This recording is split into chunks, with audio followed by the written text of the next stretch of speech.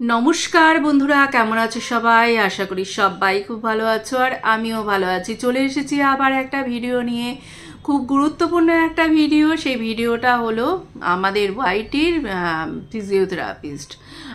নতুন এক ফিজিওথেরাপিস্ট চলে এসছে। সে কিন্তু শুধুমাত্র ওয়াইটির ফিজিওথেরাপিস্ট। সে ফিজিওথেরাপিস্ট নিজেকে বলছে, অথচ ফিজিওথেরাপিস্ট হতে গেলে কি পড়াশোনা করতে হয়, কি পরীক্ষা দিতে হয়, সেই ডিগ্রিটা কি অর্জন করতে হয় সেটা কি সে জানে? মানে বিপিটি কি, বিপিটিটা কি, তার কাছে বিপিটিটা খায় না মাথায় মাখে না গায়ে মাখে সেটাই হয়তো সে জানে না, অথচ নিজেকে নিজে ফিজিওথেরাপিস্ট বলে দিচ্ছে। আজকাল এই রকম যে ব্যাঙের ছাতার মতন ফিজিওথেরাপিস্ট কিন্তু অনেক ঘুরে বেড়াচ্ছে। তারা কিন্তু ওই যে মাসাজ পার্লার, মাসাজ এই ধরনেরই মানে এই ধরনের ব্যাপারটাকেই হয়তো ফিজিওথেরাপিস্ট তারা বলে, আমার মনে হয়। তো এই কারণে যারা ডিগ্রি নেওয়া ফিজিওথেরাপিস্ট তারা কিন্তু অ্যাকচুয়ালি তারা ডাক্তারি ডিগ্রিও তারা পায়। নামের আগে কিন্তু তাদের ডাক্তার কথাটা মানে ডক্টর এটা কিন্তু বসে, এবং তাদের একটা রেজিস্ট্রেশন যে নাম্বার সেটাও দেওয়া হয়। যেমন এমবিবিএস করার পরে যে এরকম ডাক্তারদের একটা রেজিস্ট্রেশন নাম্বার দেওয়া হয়, এই যে যারা বিপিটি করা ব্যাচেলার অফ ফিজিওথেরাপিস্ট করা যে ডাক্তার, তাদেরকেও কিন্তু এরকম একটা রেজিস্ট্রেশন নাম্বার দেওয়া হয়। তাদের কোর্সটা কিন্তু 4.5 বছরের। ইউহি কিন্তু ফিজিওথেরাপিস্ট হয়ে যাওয়া যায় না। এখানে ইউহি ওয়াইটিতে এসে কেউ বলে দিল আমি ফিজিওথেরাপিস্ট, আমি এখান থেকে চুলের এই করেছি, আমি ওখান থেকে চুলের ওই করেছি, সেটা সে বলতে পারে, ওটা বলা যায়, কেননা ওটা কোনো মানুষের প্রাণ নিয়ে টানাটানির ব্যাপার না। কিন্তু মেডিকেল সংক্রান্ত যদি কোনো কিছু বলে পরিচয় দেয় এবং তার সেই জিনিসটা কেউ ফলো করে কোনো একজনের ক্ষতি হলো, তবে কিন্তু তার জবাবদিহি করতেই হবে। এবং সে যখন ইউটিউবে সোশ্যাল মিডিয়ায় এসে বলেছে, এবং তাকে সোশ্যাল মিডিয়াতেই তার জবাবদিহিটা করতে হবে। চুলের ব্যাপারে যদি কেউ কিছু বলে, আমি চুল নিয়ে এই করেছি, আমি চুল নিয়ে ওই করেছি, এবার সেই চুল উঠে গেল কি চুল গজালো, সেই নিয়ে মানুষের কিন্তু অতটাও মাথা ব্যথা থাকবে না, কেননা সেখানে মানুষের প্রাণের ব্যাপারে কোনো কথা নেই। কিন্তু ফিজিওথেরাপিস্ট সেইখানে কিন্তু মানুষের প্রাণ সংক্রান্ত ব্যাপার আছে, কেননা আজকাল ঘরে ঘরে সেরিব্রাল অ্যাটাক হচ্ছে। সেরিব্রাল অ্যাটাক হয়ে কিন্তু এই যে প্যারালাইজড এই ধরনের ব্যাপার স্যাপারগুলো হচ্ছে। এইবার যদি কেউ মনে করে আমি ঘরে বসে এই ভিডিওটা ভাইরাল হয়ে দেখলো, তখন সে দেখে যদি সেই ব্যায়ামটা প্রয়োগ করতে যায় নিজের উপরে, তখন কিন্তু তার হিতে বিপরীত হতে পারে। এবার এই যে এচু, হ্যাঁ আমি অবশ্যই এচুর কথা বলছি, এচুই এখানে এসে নিজেকে ফিজিওথেরাপিস্ট বলে পরিচয় দিয়েছে, এবং তার সঙ্গে আরও অনেক কিছু পেছনে ট্যাগ লাগিয়েছে। মানে মানুষে একটা করে উঠতে পারে না, আর এর পেছনে হাজার গোন্ডা ট্যাগ লাগিয়ে বসে আছে। তো এই এচু কিন্তু একা না, আরও বড় একজন ইউটিউবার। সে এখন বড় থেকে এইরকম ফুস হয়ে এইরকম হয়ে গেছে, কেননা তাদের প্রচণ্ড পরিমাণে অহংকার ছিল একটা সময়।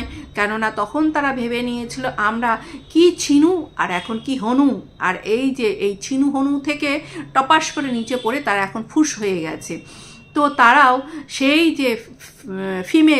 যে ফিমেলটিও বলেছিল আমি ফিজিওথেরাপিস্টের ব্যাপারে A to Z সব জানি, তাই আমি আমার স্বামীর জন্য, হাজব্যান্ডের জন্য নিজেই ফিজিওথেরাপিস্টগিরি করি, এরকম একটা বলেছিল। তখন আমার ওই কথাটা শুনে প্রচণ্ড পরিমাণে হাসি পেয়েছিল। তো যাই হোক, হাসিটা চেপে চেপে রেখেছিলাম। কিন্তু এখন আবার দেখছি সেই যে হনু আর ছিনু থেকে আবার একজন এচু এসে জুটল ফিজিওথেরাপিস্ট হয়ে, এবং সেই রীতিমতন হাঁটু রিপ্লেসমেন্ট যাদের হয় তাদেরকে ফিজিওথেরাপিস্ট করায়, দেখায়, দেয়, হ্যানা ত্যানা কত কিছু বলল। আচ্ছা, এবার কেউ, আমি জানি না কে বলেছে, কোয়েল একটা পোস্ট দিয়েছিল আমি জানি এই ফিজিওথেরাপিস্টের ব্যাপারে, এবার সেইটা নিয়েই ইনি এই যে এচু আবার উত্তর দিতে এসছে না কার ব্যাপারে এসছে আমি জানি না, যে আমার ডিগ্রি আমি দেখাবো না, আমি কেন দেখাবো, আমি এই কেন করব, আমি ওই কেন করব। তুমি যখন একটা মেডিকেল সংক্রান্ত ব্যাপার ট্যাগ নিজের পিঠে লাগিয়েছো, তখন তোমার, তাও আবার ফিজিওথেরাপিস্টের মতন একটা ব্যাপার, তখন তোমাকে তোমার ডিগ্রিটা দেখাতে হবে। কেননা তোমার ওই ব্যায়ামগুলো যে দেখাচ্ছ, তুমি তোমার সেই ব্যায়াম দেখিয়ে যদি কারো কোনো প্রবলেম হয়, মানে ব্যায়ামটা করে তো যদি কারো কোনো প্রবলেম হয়, তখন তো তোমাকে জবাবদিহিটা করতে হবে, তাই না? তুমি যখন নিজেকে একটা দায়িত্বপূর্ণ একটা ব্যাপারের সঙ্গে যুক্ত করেছো, তখন তোমার সেই ডিগ্রিটা শো করা দরকার। কেন বলছি, তুমি এটা কি বিপিটি করেছো, নাকি তুমি ওই যে 6 মাসের যেই কি কোর্সগুলো হয়, ডিপ্লোমা কোর্স করেছো সেটা বলতে হবে। 6 মাসের যে ডিপ্লোমা কোর্স, তার কিন্তু কোনো মূল্য নেই। এই যে যারা বিপিটি পড়তে গেলে সায়েন্স নিয়ে 12 পাস করতে হয়, এবং একটা ভালো, মানে কি বলবো, একটা ভালো যে পার্সেন্টেজ সেটা কিন্তু রাখতে হয়। তারপরে যেটা জেম্পা, সেই জেম্পা পরীক্ষাটা কিন্তু দিতে হয়। দেওয়ার পরে তখন তাদের র্যাঙ্ক বেরোয়, এবার সেই র্যাঙ্ক অনুযায়ী কিন্তু তাদের কলেজ দেওয়া হয় এবং সেই কলেজে তাদের ভর্তি হতে হয়। এইবার এখানে এই যে আমাদের ওয়েস্ট বেঙ্গলে বিপিটির কিন্তু সরকারি কলেজ মাত্র দুটো। আমি আজ থেকে 3 বছর আগের কথা বলছি, রিসেন্ট কি আপডেট হয়েছে আমার কিন্তু জানা নেই। এবং সেই সরকারি কলেজগুলোতে সিট তখন ছিল 10টা 20টা সরকারি সিট ছিল 10টা 20টা। কোন কলেজ সেটা কিন্তু এখানে আমি বলছি না আর বলবো না, তোমাদের যদি দেখার দরকার হয় তোমরা গুগল করে দেখতে পারো। আর প্রাইভেট কলেজ আছে, কয়েকটা আছে, মানে প্রাইভেট মেডিকেল কলেজ কয়েকটা আছে, সেখানে কিন্তু বেশ, মানে কলকাতার দিকে যে কলেজগুলো প্রাইভেট, সেখানে কিন্তু অ্যামাউন্টটা বেশ, এই 4.5 বছরের 7 থেকে 10 লাখের মধ্যে কোর্স যে ফি সেটা। তো এই হচ্ছে ব্যাপার। আর এদের 4.5 বছরে কিন্তু পড়াশোনাটা কঠোর পড়াশোনা, এবং এদের পড়াশোনার সঙ্গে সঙ্গে এদের কিন্তু ট্রিটমেন্টটাও করতে হয়। যেমনি এমবিবিএস এ ডাক্তারি পড়াশোনার সঙ্গে সঙ্গে তারা যেমনি পেশেন্টও দেখে, এদেরও কিন্তু পেশেন্টটাও দেখতে হয়।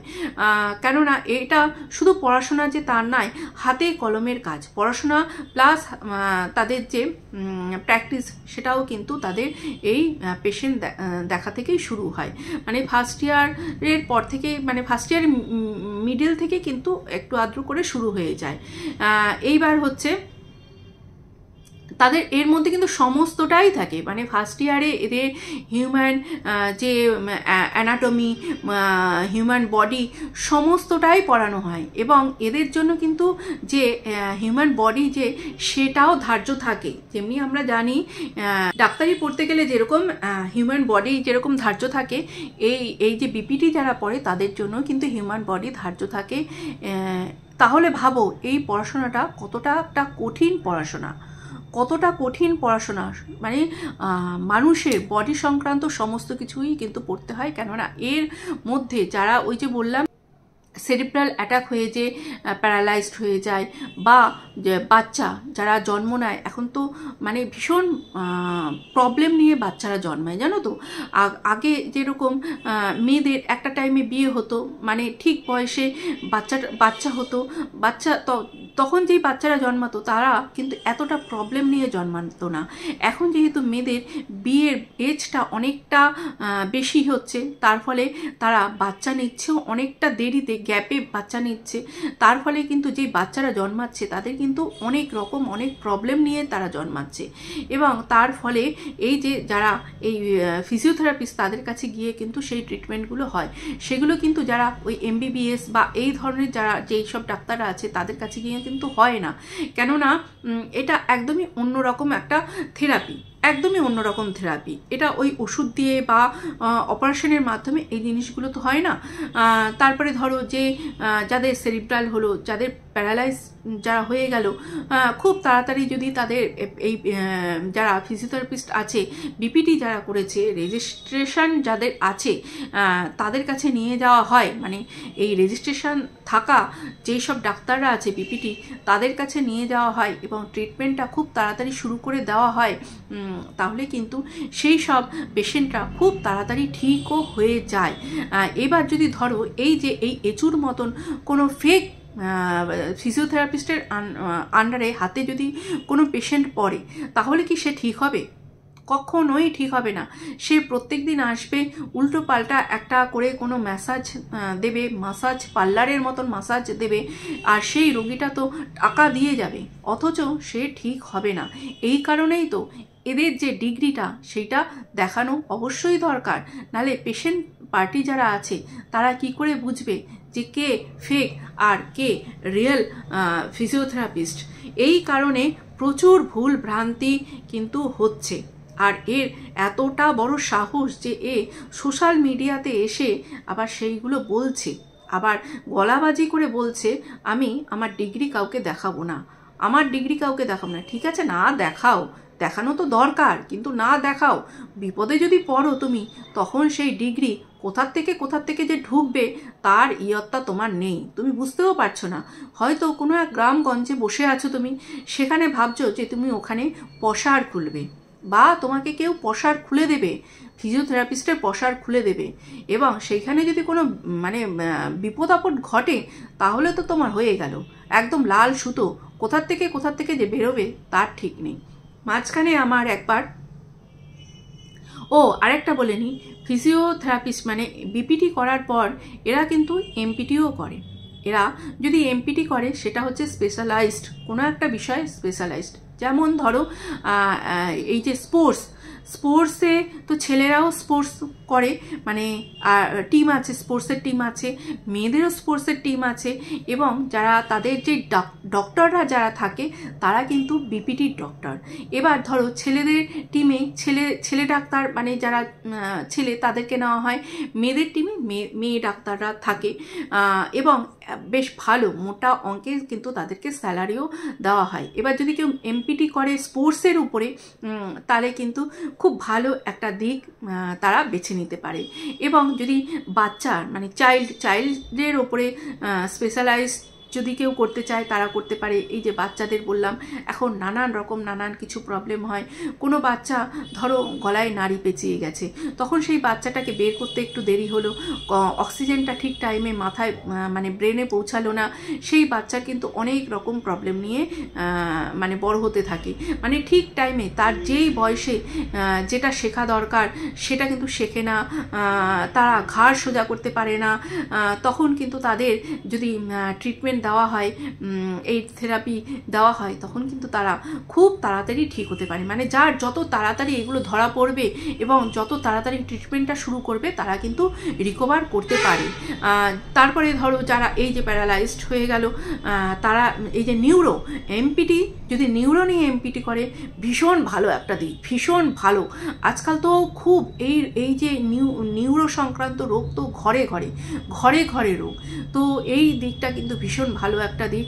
এবং এখন কিন্তু অনেক ছেলেমেয়েরা এগিয়ে আসছে আর এই বিপিটিটাকে বেছে নিচ্ছে। তো আবারও বলবো, বিপিটিটা কিন্তু ভীষণ কঠিন একটা মানে কোর্স। মানে যারা জানো না তারা মনে করবে, অনেকেই আমি বলতে শুনেছি যে ওই তো মাসাজ দেয়, মানে অনেকে না মাসাজ পার্লারের সঙ্গে এটাকে গুলিয়ে ফেলে, কিন্তু না, মানে আমি হাসবো না কি করব আমি ভেবে পাই না। মাসাজ পার্লার এই যে এজু আছে, আমার মনে হয় ওই সংক্রান্তই ব্যাপারের সঙ্গে যুক্ত আছে, আর সেটাকেই সে ফিজিওথেরাপিস্ট বলে সবার সামনে পরিচয় দিচ্ছে, জানি না, হয়তো হতে পারে। কিন্তু এই ফিজিওথেরাপির ব্যাপারটা একদম একটা মেডিকেল মানে পড়াশোনা করে তারপরেই কিন্তু এই ডিগ্রিটা পাওয়া যায়। আর এটা সম্পূর্ণ মেডিকেল, এখানে হসপিটালে, বড় বড় হসপিটালে এদেরকে নেওয়া হয় অ্যাজ এ ফিজিওথেরাপিস্ট হিসেবে। তারা বাইরে নিজেদের যে চেম্বার খুলতে পারে, তারা হোম ভিজিট করতে পারে। যদি ধরো আজকালকার ছেলেমেয়েরা এই বিষয়টা নিয়ে পড়াশোনা করতে চায় তো করতে পারে, এই আর কি। আর ওই যে ব্যাঙের ছাতার মতন গজিয়ে ওঠা যে ফিজিওথেরাপিস্ট, সেটার সঙ্গে এই যে যারা একদম ডিগ্রি নেওয়া, যারা 4.5 বছরের বিপিটি কোর্স করা এবং একটা রেজিস্ট্রেশন নাম্বার যাদের আছে অ্যাজ এ ডক্টর, তাদের সঙ্গে গুলিয়ে ফেললে হবে না। সেটা ওনাকে এই যে এজুকে পরিষ্কার করে বলতে হবে সে কোন দিকের ফিজিওথেরাপিস্ট, কোন দিক থেকে সে ফিজিওথেরাপিস্ট, সেটা কিভাবে সম্ভব হয়েছে, সে যে ফিজিওথেরাপিস্ট হয়েছে কি পড়াশোনা করেছে, কোন ডিগ্রিটা পেয়েছে, তারপরে তার কাছে কি রেজিস্ট্রেশন নাম্বারটা আছে, অবশ্যই এইগুলো বলতে হবে। কেননা আমরা আমাদের যখন জ্বর বা অন্য কোনো রোগ হয়, আমরা যে ডাক্তারের কাছে যাই তখন হ্যাঁ আমরা তো তখন দেখি যে সেই ডাক্তার এমবিবিএস না এমডি না সার্জেন, কোন ব্যাপারে বিষয়ে সে স্পেশালাইজড, তো সেটা দেখেই তো আমরা সেই ডাক্তারের কাছে যাই। তো এইখানে অনলাইনে সোশ্যাল মিডিয়ায় বসে যখন কেউ একজন বলছে সে ফিজিওথেরাপিস্ট, তখন তো তাকে বলতে হবে সে কোথা থেকে ফিজিওথেরাপিস্ট হয়েছে, কি পড়াশোনা করেছে, তার রেজিস্ট্রেশন নাম্বারটা আছে কিনা, সমস্ত কিছুই বলতে হবে। না বলে হুটহাট করে লোককে এরকম কোনো একটা পরামর্শ দিল আর লোক সেটা করতে গেল, করতে গিয়ে তার নিজের বিপদ নিজেই ডেকে আনলো। আমার পুজোর আগে কোমরে ব্যথা হয়েছিল, প্রচণ্ড পরিমাণে ব্যথা হয়েছিল। এইবার আমার একজন ফিজিওথেরাপিস্ট ডাক্তার আছে, সে আমাকে ট্রিটমেন্ট দিল। মানে এই যে কোমর থেকে শুরু করে এই শিরদাঁড়া পর্যন্ত মানে এমন প্রেশার পয়েন্ট আছে, সেখানে এমনভাবে প্রেশার দিল, আর কয়েকটা আমাকে মানে যেটা থেরাপি সেটা দিল, দেওয়ার পরে আমার কিন্তু ব্যথা একদম সেরে গেল। ওই একটা সিটিংয়ে কিন্তু আমার ব্যথা সেরে গেল। এবার যখন ওই যে শিরদাঁড়ার মধ্যে আমাকে প্রেশার দিচ্ছিল, এবার মনে হচ্ছিল আমার শিরদাঁড়াটা কি ভেঙে যাবে। এবার ওটা আমি ভাবছি, কিন্তু যেই ডাক্তার আমাকে দিচ্ছিল সেই ডাক্তার তো সেই ব্যাপারটা পড়াশোনা করেছে, করে এবার সে কতটা প্রেশার দিতে হবে, কোন পয়েন্টে দিতে হবে, কিভাবে দিতে হবে, সে তো ভালোভাবে জানে। এইবার এর মতন এচুর মতন যদি ম্যাসাজ পার্লারের কোনো ফিজিওথেরাপিস্ট হয়, হ্যাঁ, সে তো এমন প্রেশার দিল, দেখা গেল আমার সেই শিরদাঁড়ার হাড় মার ভাইঙ্গা ঠাইঙ্গা একাকার হয়ে গেল, আর আমার ব্যথা মানে কমার থেকে আরও ব্যথা বেশি হয়ে গেল, তাই না? তো এইরকমই এর কথা যেমনি বললাম, যেরকম শুনলাম, শুনে আমার মাথায় হাত, বাবা একটা মেডিকেল প্রফেশনকে নিয়ে মানে কি ধরনের এখানে ছেলেখেলা চলছে, মানে ফেক, এতটা ফেক হয়। মাঝখানে একবার উঠেছিল ফেক ডাক্তার, কোয়াক ডাক্তার, যার কোনো রেজিস্ট্রেশন নাম্বার নেই, খুব ধরপাকড় একবার উঠেছিল, আজ থেকে বেশ কয়েক বছর আগে, মানে তাও বোধহয় করোনার আগেই মনে হয় ব্যাপারটা হয়েছিল। তো এখন দেখছি মানে এই কোয়াক ফিজিওথেরাপিস্টও হয়, হ্যাঁ হবে না কেন, মানে কত কি যে হয়, এই সোশ্যাল মিডিয়ায় না আসলে তো দেখা যেত না। ব্যাঙের ছাতার মতন গজিয়ে ওঠা এই ফিজিওথেরাপিস্টদের জন্য যারা নিজেদেরকে বলে, লজ্জাজনক, লজ্জার ব্যাপার।